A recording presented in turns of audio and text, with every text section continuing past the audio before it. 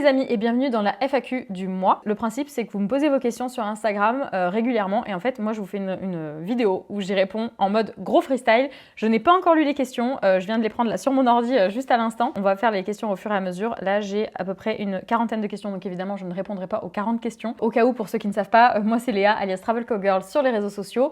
Je suis multi-entrepreneur, coach en changement de vie et investisseuse et voilà je vais essayer de répondre en tout cas un maximum à vos questions pour vous aider. C'est parti.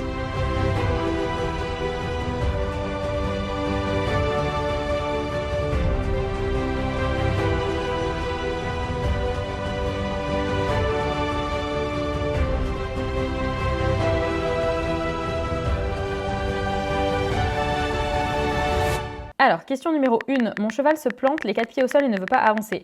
Que dois-je faire? Je n'en sais rien. Je ne suis pas... je pense qu'il y a eu un malentendu. Je ne suis pas du tout coach dans les chevaux, etc. Même si c'est ma passion. Tu peux contacter Jennifer ou Galataram. Je te mets leur compte Insta juste ici et voir avec elle parce que pour le coup, ce n'est pas du tout une question à laquelle je pourrais répondre. Aurélie qui nous dit « Entreprendre des business à 2 ou plusieurs, est-ce viable ou mieux vaut-il être seul ?»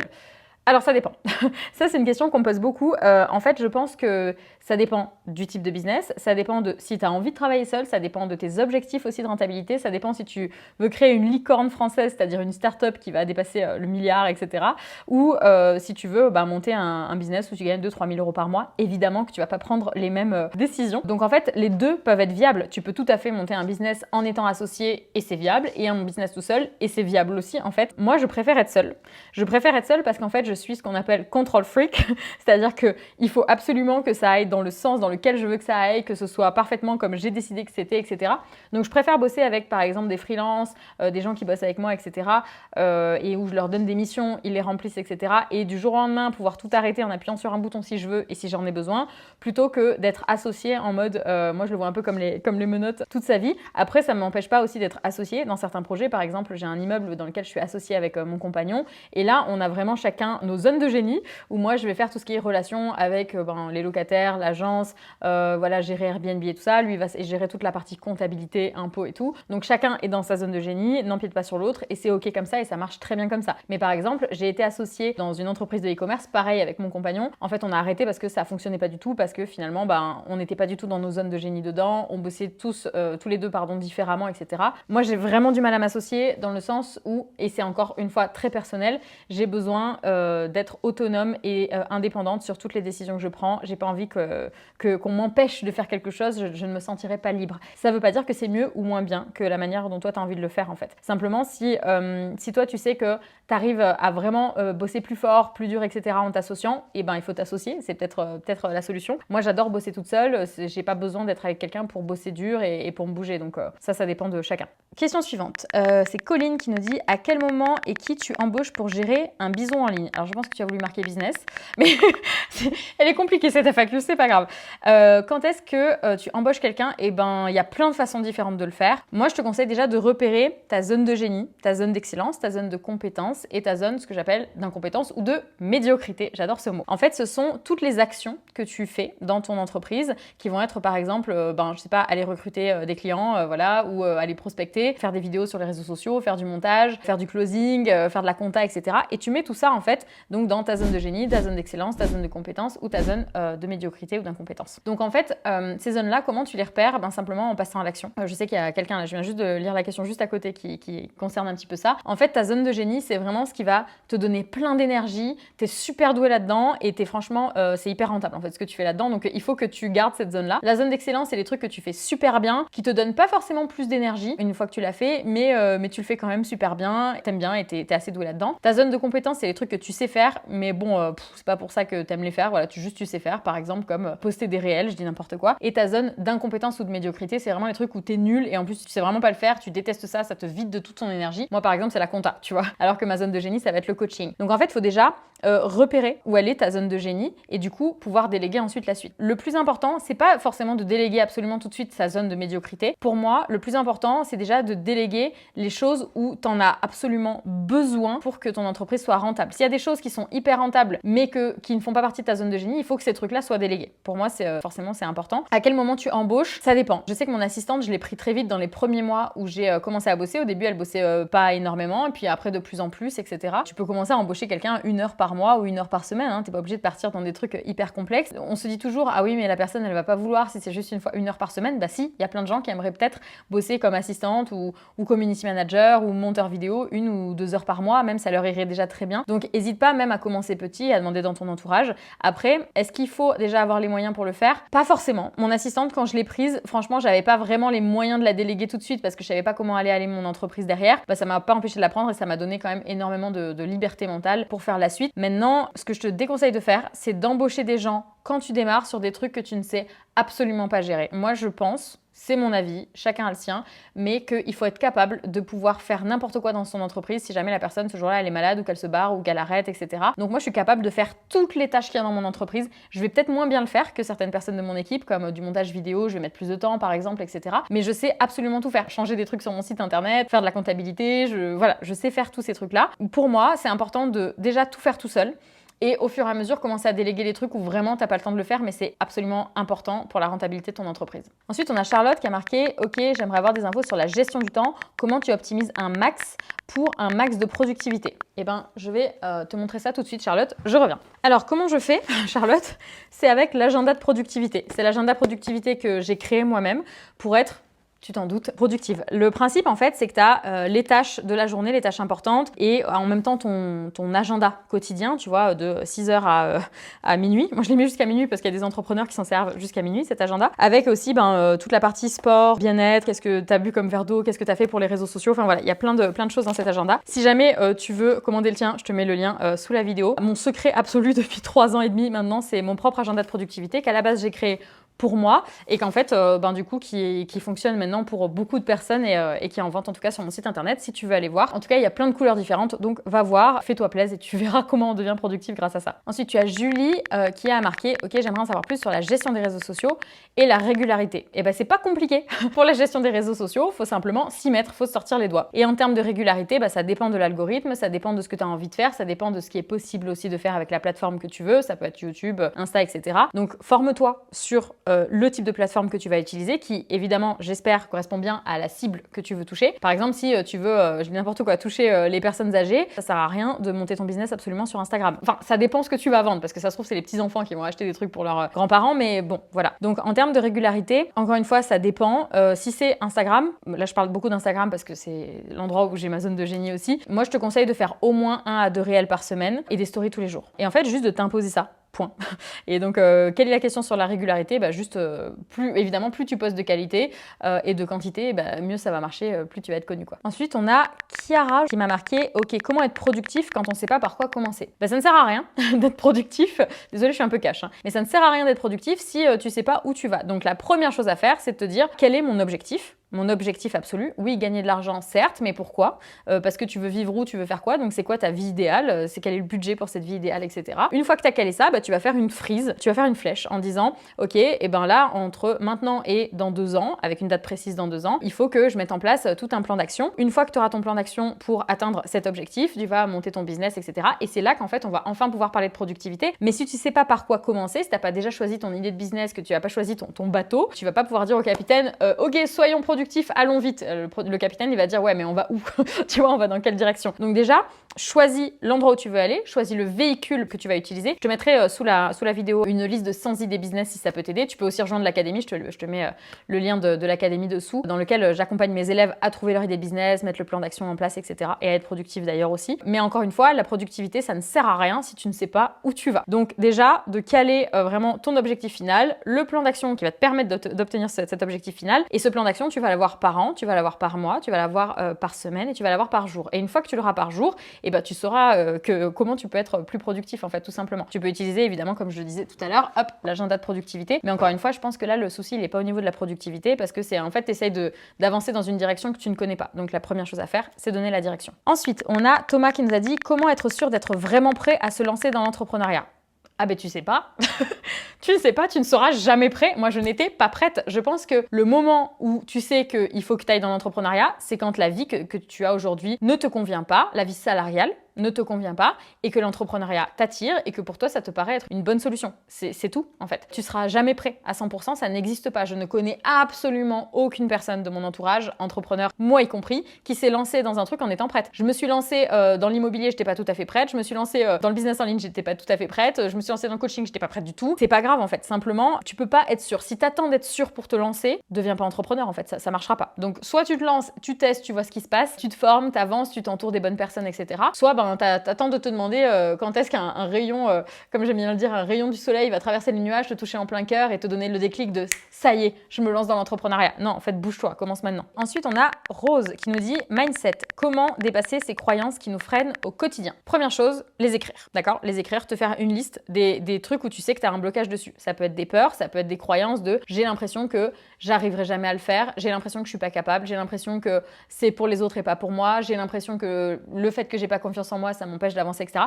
D'écrire cette liste, en fait, de trucs qui sont des croyances, qui sont des peurs, qui sont des blocages. Demander à ton entourage des blocages que toi tu peux avoir aussi, de pas hésiter parce qu'en fait c'est eux qui le voient plus que toi, qui sont plus objectifs que ça. Et ensuite à côté de marquer ok, quelle est la solution? Ça c'est le challenge, c'est la peur, c'est le problème. Et du coup tu mets une petite flèche à chaque fois à côté. Quelle est la solution? Quelle est la solution à mon problème? Et par exemple j'ai cette croyance que j'arriverai jamais à me lancer dans l'entrepreneuriat. Ok, quelle est la solution du coup? Et peut-être me faire accompagner pour être sûr que ça va bien se passer pour moi, changer mon entourage, lire des bouquins sur l'entrepreneuriat, etc. Commencer en fait à enlever ce brouillard-là que tu as sur cette peur, tu vois. Donc en fait simplement de marquer toutes les petites solutions concrètes. C'est pas juste des pensées que tu peux avoir, mais vraiment des actions que tu peux poser. Acheter un livre, acheter une formation, je sais pas, lancer ton business sur Instagram, poster des réels, j'en sais rien, mais des actions que tu peux faire pour combler cette peur ou pour changer cette croyance. Et ce que tu peux faire aussi, c'est de te dire, ok, pense à un mentor, une personne que tu admires. Ça peut être, dans mon cas par exemple, Tony Robbins, ou ça peut être une personne que tu admires sur Instagram, ou voilà, qui a des résultats dans le domaine dans lequel tu veux aller, et de te dire, ok,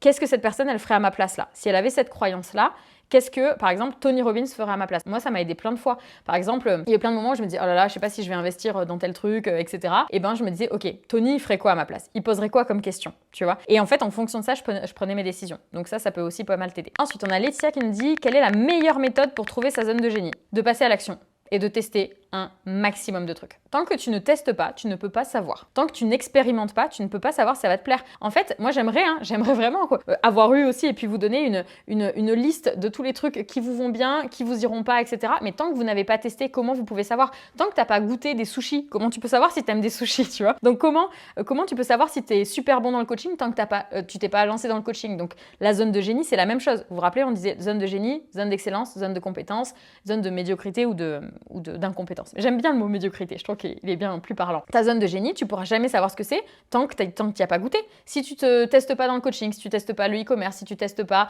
moi je sais pas, le réseautage autour de toi, si tu testes pas les réseaux sociaux, comment tu veux savoir si tu kiffes pas, si ça t'apporte quelque chose, si ça t'en apporte pas? C'est pas possible. Donc expérimente, voilà, un maximum de trucs. Ensuite, comment s'exprimer sans craindre le jugement des autres lors d'une présentation, une conférence, etc. s'il te plaît. Je ne sais pas comment le faire sans le jugement, sans craindre le jugement. En fait, la personne dont tu as le plus peur, c'est pas forcément les autres, c'est l'image de toi qui ne sera pas assez parfaite. Donc en fait, tu as peur toi-même de te décevoir la plupart du temps. Il y a plein d'autres raisons, mais je t'en donne une parmi 150 000. Tu as peur de pas être assez bien. Et donc la raison, ça peut venir de ton éducation, de ton enfance, de pourquoi est-ce que j'ai besoin absolument d'être assez bien? Est-ce que c'est pour faire plaisir à papa, plaisir à maman, plaisir à mes grands-parents, plaisir à mon chéri, à ma meuf, bref. Et donc en fait, aussi de te demander quelle est la pire situation qui puisse se passer. La pire situation qui se passe, ok, tu t'évanouis sur la scène. Bon, voilà, tu t'évanouis, c'est le pire truc qui pouvait se passer.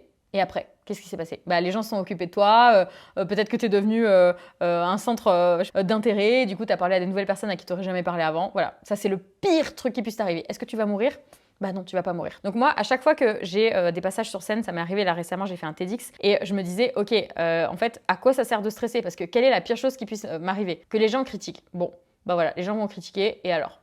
Et donc, est-ce que tu as déjà été critiquée dans ta vie? Probablement. Est-ce que tu en es morte? Probablement pas, puisque tu es en train de regarder cette vidéo. Donc tout va bien, tu vois. De toujours se demander quelle est la pire situation qui puisse m'arriver et surtout quelle est la meilleure situation qui puisse m'arriver. Je parle sur une conférence et du coup j'inspire des gens, du coup je sais pas, ça me ramène plein de clients, du coup je sais pas, je fais un passage télé parce qu'en fait il y a des gens qui ont parlé de moi, etc.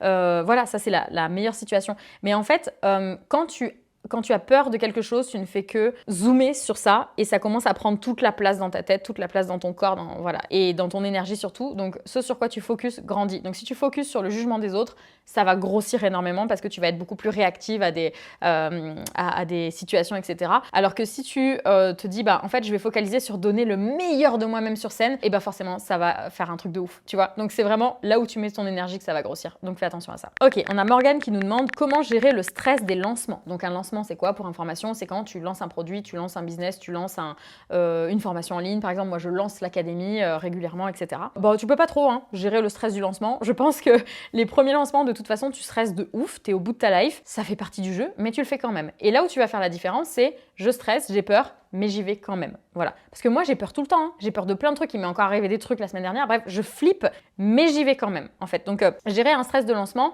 ce que tu peux faire quand même comme petits outils, c'est gérer ton énergie. Donc moi, par exemple, je me fais masser. La semaine avant un lancement, je me fais masser, je fais du sport, je fais de la méditation. En fait, ça, je le fais toute l'année.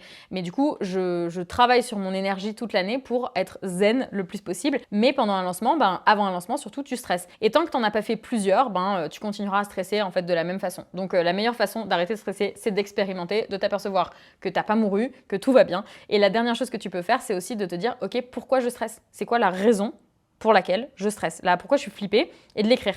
De toute façon, tout ce qui ne va pas dans votre vie, il faut le poser à l'écrit et écrire ensuite les solutions qui vont avec. Genre, je stresse parce qu'il y a un lancement. Ok, pourquoi? Pourquoi je stresse? Parce que j'ai peur de ne pas gagner assez d'argent. Ok, pourquoi j'ai peur de ne pas gagner assez d'argent? Parce que, en fait, j'ai l'impression que, du coup, mon business décollera pas. Pourquoi j'ai peur que mon business décolle pas? Parce que, et tout ça, vous l'écrivez, parce que j'ai l'impression qu'après, je me sentirai comme une merde et du coup, ce sera nul. Pourquoi j'ai peur de me sentir comme une merde? Et vous allez voir qu'en remontant, on s'aperçoit que c'est des blocages qui sont beaucoup plus profonds, en fait, et beaucoup plus lointains. Qui peuvent se régler avec la thérapie ou le coaching que juste stresser pour un lancement. Parce qu'en soi, un lancement, on s'en fout. C'est juste des stories que tu postes, des mails que tu fais. Enfin, on va pas stresser pour ça, tu vois. C'est un truc plus profond que tu dois aller régler. Donc finalement, c'est une opportunité pour avancer et pour te développer. Ensuite, on a Francine, je crois que c'est Francine le prénom, qui me dit « Comment est-ce que tu as trouvé tes premiers clients en ligne ?» Alors, moi j'ai plusieurs business en ligne, donc on va parler de celui de coaching, mais il y en a plein dans le e-commerce, etc. Dans celui de coaching, moi j'ai monté mon compte Instagram et tout simplement en fait j'ai fait des stories en disant « Salut les gars, voilà, j'ouvre des places pour mon coaching, voilà ce que ça va apporter comme résultat de transformation. Voilà, tu vas pouvoir être capable après ça de changer ta vie, de devenir libre, de gagner plus d'argent. » De voyager, d'être digital nomade, etc. J'ouvre 5 places et voilà, les 5 premières personnes, premier arrivé, premier servi. Ce qui est important, je pense, dans le type de business en tout cas que je fais, c'est de mettre toujours ce qu'on appelle de l'urgence et de la rareté. C'est-à-dire qu'en fait, si tu mets de l'urgence et de la rareté sur ton truc, c'est-à-dire il y a peu de place et c'est maintenant ou jamais, vous avez 48 heures, les gens ils vont beaucoup plus se bouger que s'ils se disent c'est bon, c'est ouvert toute l'année, je pourrais le faire le mois prochain, etc. Et c'est comme toi, tu vois, par exemple, si tu vois, je dis n'importe quoi, tu vois des places de concert qui ouvrent et tu sais que les places, elles ouvrent que pendant 1 heure et que c'est ton artiste préféré, tu vas te bouger les fesses pour être vraiment là à l'heure de l'ouverture des places, etc. Alors que si tu sais que tu as toute l'année pour prendre les places, tu vas prendre ton temps, quoi, tu vois. Et c'est le même principe, en fait, tout simplement. Donc c'est comme ça que j'ai trouvé mes premiers clients et aujourd'hui, j'ai toutes mes stratégies qui sont basées autour de ça et en fait qui fonctionnent parce qu'en fait, du coup, j'utilise l'urgence, la rareté, mais je m'y tiens. C'est-à-dire que je dis pas, je sais pas, moi j'ai 50 places dans l'académie et par contre, du coup, c'est ouvert que 48 heures. Enfin, en général, on ouvre une semaine, c'est ouvert que 7 jours. Et le 8e jour, s'il y a des gens qui veulent rentrer, je ne les prends pas, tu vois. Donc ça, c'est important aussi, c'est de donner de l'urgence et de la rareté, mais de s'y tenir, de pas dire alors c'est que pendant 7 jours. Et puis après, s'il y a des gens qui te contactent, de dire ah bah oui, c'est bon, je te prends quand même, etc. Au début, t'es un peu obligé parce que au début, t'as pas trop de clients, t'as pas trop de visibilité. Mais après, au fur et à mesure, il faut vraiment tenir ta parole, tenir ta promesse que quand tu fermes tes entrées, par exemple, dans ton programme, tu fermes vraiment. Et l'autre chose aussi que je rajouterais, c'est que j'ai créé du contenu sur Instagram qui est stratégique, mais qui me fait kiffer aussi et qui parle à ma cible. Et ça, c'est le plus important. Qui parle pas juste de moi. Alors, on dirait que ça parle de moi beaucoup, mais en fait, ça parle de moi parce que ça parle à ma cible et que moi, je suis la version évoluée de la Léa qui galérait dans l'entrepreneuriat au tout début. Donc, en fait, je parle à la cible qui est d'autres Léa, d'autres personnes qui galèrent à leur début. Je parle à ces personnes-là en parlant de leurs douleurs, de leurs besoins, de leurs rêves, de leur peur parce que je les comprends, parce que je l'ai vécu moi-même. Et ça, je pense que c'est hyper important aussi. Quand tu lances en tout cas un business dans le service, je pense en tout cas important d'avoir vécu ce que tu veux apporter comme solution parce que forcément, tu vas pouvoir les aider là-dessus vu que tu l'as déjà vécu. Allez, je vais prendre une dernière question. Il y a Phil qui demande, ok, comment faire grandir son estime de soi? Déjà, il faut arrêter de se poser la question. Déjà, il faut arrêter de se dire, comment je peux faire grandir mon estime de soi? C'est cool, mais en fait, c'est comme je disais tout à l'heure, c'est que quand tu focuses sur un problème, tu ne fais que le faire grandir. Ce sur quoi tu focuses, ça va vraiment grossir. Si tu te dis j'ai pas d'estime de moi, j'ai pas d'estime de moi, j'ai pas d'estime de moi, bah ça va prendre toute la place, tu vois, dans ta tête, dans ta vie, etc. Donc plutôt que de te dire comment faire grandir l'estime de soi, et ben plutôt de se dire ok, comment est-ce que je peux faire en sorte d'être à mon max, d'être vraiment au top de moi-même, etc. Plutôt que de partir du fait que je suis dans une énergie du manque, que je suis dans la galère parce que je manque d'estime de moi, etc. Et donc dans ces cas-là, de te dire ok, dans quelle situation est-ce que j'ai vraiment une bonne estime de moi? Dans quelle situation je me sens bien, je me sens épanouie, je me sens reconnue peut-être, je me sens heureux, je me sens libre, bref, etc. Tout ce qui te fait penser à ton estime de toi, ou je me sens beau ou belle, etc. Et en fait, de faire en sorte de provoquer ce genre de situation plus souvent. En fait, il y a une grosse différence entre l'estime de soi et la confiance en soi. L'estime de soi, c'est la valeur qu'on se donne, d'accord, de nous avec nous-mêmes. Et la confiance en soi, c'est à quel point on va avoir confiance vers l'extérieur. Donc quand on parle aux autres, quand on parle sur scène, quand on se montre sur les réseaux, vers l'extérieur. Voilà, ça c'est la confiance en soi. Le passage à l'action, voilà, vers l'extérieur. Alors que l'estime de soi, c'est à quel point je me donne de la valeur ou pas. Je pense que c'est aussi en fait d'accepter ces zones d'ombre, tu vois, c'est les trucs que t'aimes pas chez toi et d'arrêter de les rejeter tout le temps. D'accepter tout ce que t'es, tu vois, toute ton authenticité, tous les trucs que t'aimes pas chez toi et que c'est ok. Et pour ça, il n'y a pas 10 000 façons de faire, c'est qu'il faut oser. Faut oser être soi-même à 100%. Faut arrêter d'être ce qu'on appelle people pleaser, c'est-à-dire de vouloir faire toujours plaisir à tout le monde, d'être au bon endroit, de pas trop te déranger, etc. C'est vraiment juste de prendre ta place et d'en avoir rien à foutre en fait. Tu t'apercevras que oui, ça va drainer du monde autour de toi. Il y a des gens qui vont partir, hein, voilà, tout ça. Mais à partir du moment où t'es comme ça, il n'y a plus rien qui peut te faire peur en fait. Il n'y a plus rien qui peut te faire peur parce que de toute façon, t'acceptes que t'es quelqu'un, par exemple, de radin ou que t'es quelqu'un d'égoïste ou que t'es quelqu'un d'exubérant ou que t'es quelqu'un de timide. C'est accepté, c'est acté. Et à partir de ce moment-là, en fait, tu t'acceptes dans ton entièreté et c'est à partir de là que tu peux faire quoi que ce soit, que de toute façon, on s'en fout de ce que pourront penser les autres parce que t'es aligné, t'es bien dans tes baskets et c'est ok. Voilà, j'espère que ça répondra à ta question. Je vais arrêter cette FAQ ici parce que en fait là, on doit filer, pour être honnête, chez Apple parce que mon téléphone a planté, franchement, grosse galère, mais c'est pas grave. On a le tournage qui continue tout à l'heure. Je vous souhaite en tout cas une bonne journée, les amis. J'espère que ça vous aura aidé et puis je referai des FAQ. Si ça vous plaît, dites-le moi en commentaire, mettez-le moi juste en dessous, mettez-moi un petit like, abonnez-vous, etc. Parce que sinon, je ne peux pas le deviner. Si vous avez d'autres questions, mettez-les-moi aussi en commentaire, comme ça je pourrai les utiliser dans la FAQ de la prochaine fois. En tout cas, si vous avez un avis aussi, des choses avec lesquelles vous êtes d'accord, pas d'accord, mettez-les dans les commentaires et puis je lirai tout ça avec grand plaisir. Je vous souhaite une bonne journée, plein de réussite. Ciao!